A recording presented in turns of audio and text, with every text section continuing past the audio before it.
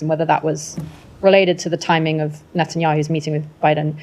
But on the, just pivoting to his address to Congress, I mean, you mentioned that he didn't say anything that would affect hostage ceasefire talks, but he did say some pretty derogatory things about US protesters, having mentioned that this is a citadel of democracy, the United States, and then to call American protesters Tehran's useful idiots, and also to cite US intelligence saying that Iran had financed protesters. That is something that has been said, but we don't know the full extent of that.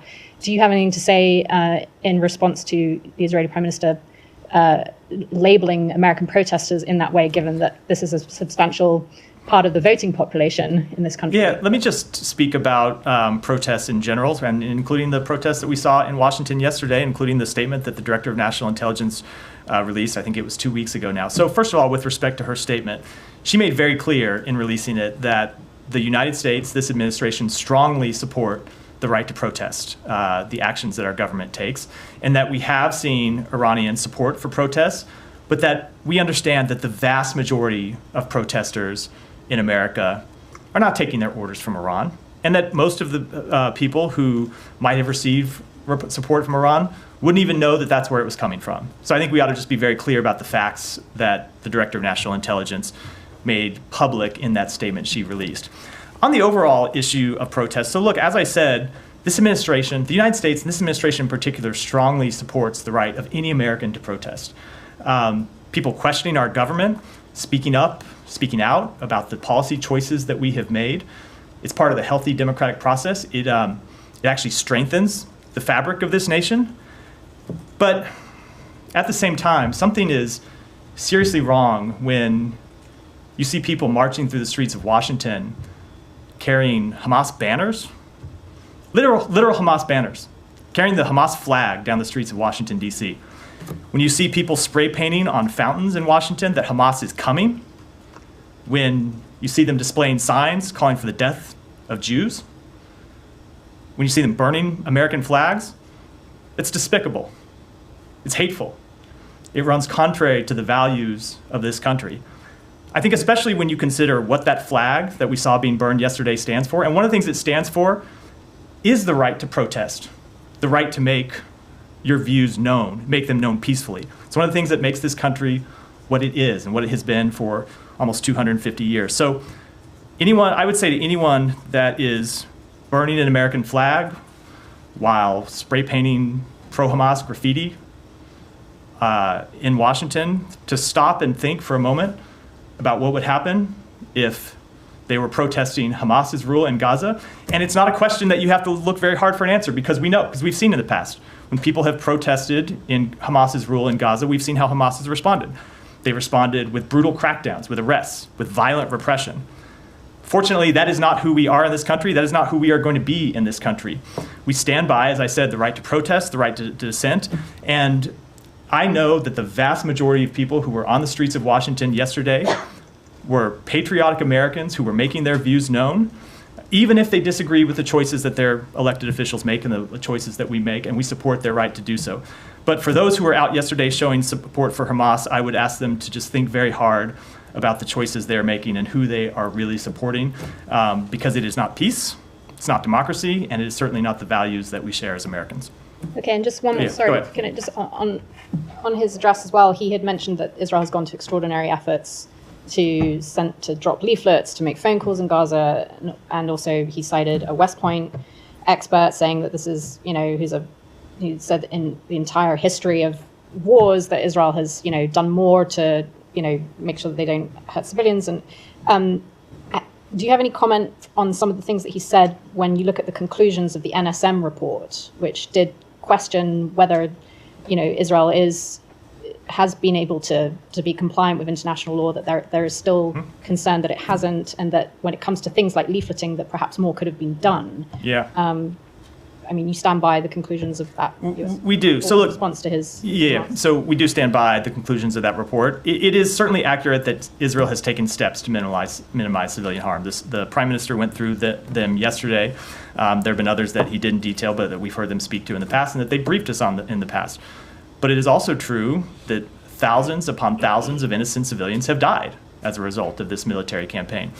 Obviously, we all recognize, we've talked about it in this briefing room a number of times, about the really difficult task that Israel faces when you have Hamas hiding behind civilians, making them human shields. But at the same time, we still believe that Israel needs to do more to minimize civilian casualties. That includes in Rafah, that includes in the campaigns that they are conducting now in Khan Yunis. There are innocent civilians who are in harm's way, who had nothing to do with the decision by Hamas to start this war, and probably want to see it end immediately. And Israel needs to take great care to minimize harm to those innocent civilians, because they are in a conflict that they did not start, they did not make, and I suspect in many cases want to end. Said, go ahead. Thank you, Matt. Just taking your response to Camilla on the protest and so on. I mean, as despicable as the burning of the flag, the American flag is, and it is a despicable act.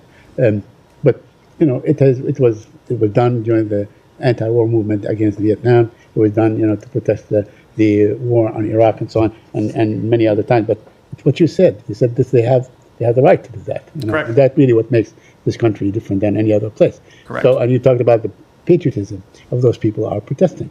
And here's my question: is it appropriate for a foreign leader to come and speak from the Congress, to the raucous applause of those present, about calling those Americans, useful idiots of an animus foreign power, and basically questioning their patriotism and so on? Is it appropriate of him to do that? So I am not going to make assessments about what the Prime Minister said or what he believes.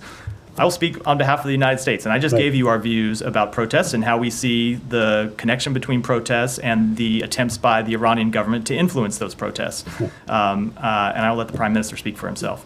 Well, do we have any information that Iran has actually financed these protests? We do. In any way? We do. We made that public in the statement that they had supported. Now, again, when I say these protests, I'm not speaking to any one specific protest. And as the Director of National Intelligence made clear, the vast majority of protesters have nothing to do with Iranian influence. That is an important factual thing. But yes, we do have evidence that Iran is supporting that they actually financed some of these protests? Correct. Okay. All right, let me just move on then. I have a couple of other things to ask about. Now, I know you mentioned about the loss of life in Gaza and so on, but the new report, it's just staggering, by Air Wars, and it talks about how accurate the figures that are being announced by the Ministry of Health in Gaza. And these are horrific figures. I mean, everybody talks about the day after, but really the day now, the present day, is a horrific day. I mean, we're talking about a place that is being subjected to war, where 80% of that space has been destroyed, where a huge number of people have been killed and so on. When you look at it in those kind of percentages and so on, it really is staggering. And how can we go forward looking at this carnage and this, going day in and day out without feeling a sense of urgency to basically say, this is the time to end it? So a few things. One, with respect to the numbers themselves, you heard us speak to these before, that I think the term I use, I think they're probably directionally accurate, which is not to say they're accurate down to the precise number or what percentage they're off by. And that is due to a number of things. Number one, the way in which the numbers are being assessed has changed over time, where they're no longer releasing the names, which they were, I think, in the first month or two or three of those who were killed. Second thing is that some percentage of that number, and I think that's unknowable, some percentage of the number that's released are not civilians, are militants, right? And we don't know the exact number. But then it's also true that there are probably, almost certainly, a number of innocent civilians who are buried under the rubble who remain accounted for, who aren't included in that number. So what the actual number is, I think we don't know, but it is far, far too high. So when you ask there's something you said in the lead up to the question is where do we go from here? And I think what we would say, one of the difficult things that this region has faced for so long is there has been such tremendous loss on both sides of this conflict. Obviously, thousands of Palestinians killed in the war in Gaza, 1,200 Israelis who were killed on October 7th. And I would say the question that we would put to both the state of Israel and to leaders in the Palestinian community is where we go from here ought to be something different, and how do we get there? And the way to get there is to stop the dehumanization on both sides of people who don't look like them, don't believe the same thing as them, don't have the same views. and try to see each other as humans and try to reach political solutions that will break this conflict of violence. And so what we're trying to do as an immediate step to do that, and when I say try to do it, I mean literally right now in a meeting between the president and the prime minister, is to get a ceasefire agreement that would start to build a foundation to get us out of this mess. Now, my last question regarding the number of UN workers that have been killed, about 366, and my question pertains to the to the day after in terms of aid and so on, and aid workers and organizations and so on. Do you think this is discouraging for organizations to go in Gaza and do their work? Yeah, of course it is. Of course, every person who's thinking about signing up to be an aid worker, signing up to deliver humanitarian assistance, signing up to, if you're a doctor or a nurse, to provide medical assistance inside Gaza. Of course, they can't help, I'm sure, but think about the personal risk that they put themselves under. It's why it's so remarkable that so many people, despite those risks, continue to go do it every day. And it speaks to the enormous courage that they show in putting their lives potentially on the line to help other people. You've heard the Secretary say that the remarkable thing about humanitarian workers is that not just in this conflict, but all around the world, they run to the conflict. When times when other people are, for very good reason, running away, they run to it and they try to help other people. And it just highlights the need to, while the conflict's ongoing, do everything we can to protect humanitarian workers, and we do. We work on that every day. But then ultimately, as I've said, to get a ceasefire. Yeah, go ahead. Yeah. On Tuesday, you were asked about the Beijing Declaration. Has the U.S. get a chance to review the text, and has the United States spoken to Abbas directly regarding the declaration? And the declaration mentioned unity under the framework of PLO. What is the U.S. perspective to bring Hamas under the umbrella of PLO? Thank you. So a few things. We have, of course, seen the declaration now, which we hadn't when I spoke to this Monday or Tuesday, whenever it was. I would say that a few things about it. Just in terms of the context, it's important to remember that Fatah and Hamas have signed a number of previous declarations similar to this that ultimately have gone nowhere. So we'll wait to see what this ultimately means, but I think that's important context for everyone to remember. But when it comes to the question about the PLO, I think the important thing is that nowhere in this declaration did Hamas agree to the principles of the PLO.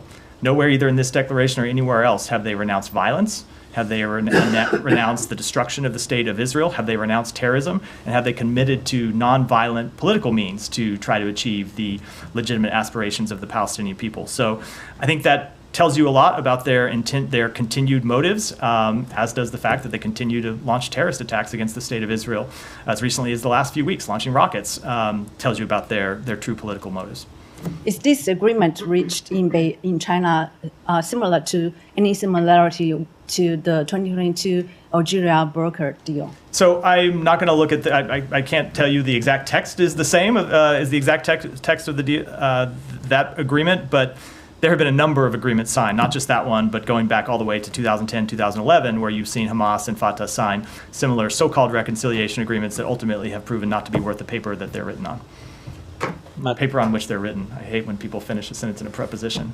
Thank you. Back to Netanyahu's speech yesterday, following up on Said's question on, foreign leader of a country who was speaking in front of American Congress, criticizing American protesters who are mostly, using their freedom of assembly. Do you consider this as an, interference in U.S. domestic affairs? No, it's not it's certainly not.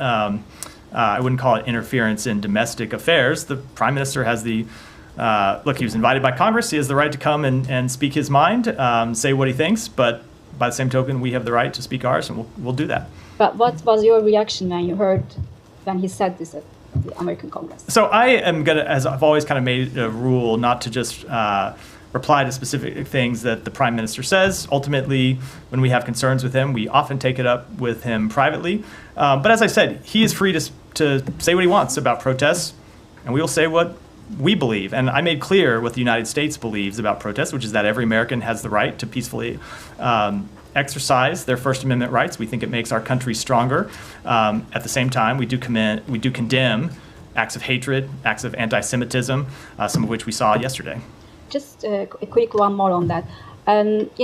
on the international side of things, many people around the world were outraged by what we have seen yesterday. Netanyahu, who is accused of war crimes and genocide by international courts, spoke before the U.S. Congress and received, more than 70 applause from U.S. Congress members.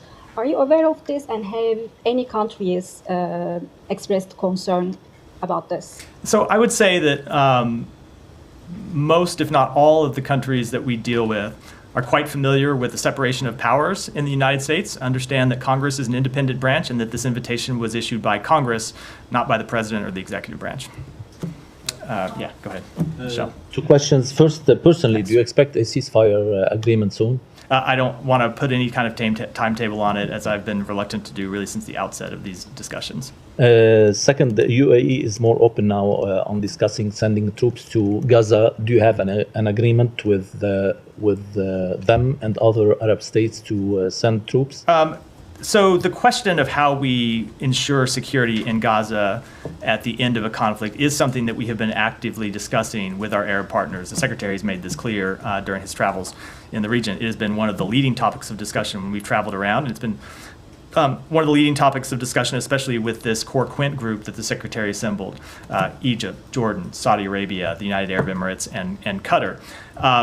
We don't have any specific agreements yet on how security would be established, but we have been putting proposals forward. Our Arab partners have been putting proposals forward. We've been talking through what various countries might or might not be willing to do, what they would need from other parties to secure their agreement, to participate, and those are ongoing conversations. And who are the other countries who are ready to send troops other than? So I didn't stipulate that any one country was ready to send troops. That was the stipulation of your question, not something I said from here. I'm certainly not going to speak for any country at all in the region.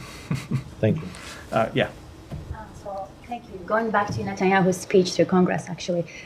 So Prime Minister said specifically with regards to Rafah, and I quote, "Practically no civilians killed in Rafah," and it got actually standing ovation from U.S. Congress. And you hear, I know it's different branches, State Department and Congress, and you hear acknowledging thousands of civilians, innocent civilians were killed by this as a result of this military campaign. So I'm wondering, do you think your statements here and that Congress's reaction to Netanyahu's remarks, and it was a false claim verifiable by various respectable news organizations, including ones in the United States, sending maybe conflicting messages to the rest of the world with regards to what U.S. really wants and how it approaches to this conflict? So again, we don't speak for Congress, yeah, and Congress doesn't speak for us. Mm-hmm. And I hope most people around the world would understand that, and understand that we are a big democracy with people with a host of different views from all sides of the political spectrum.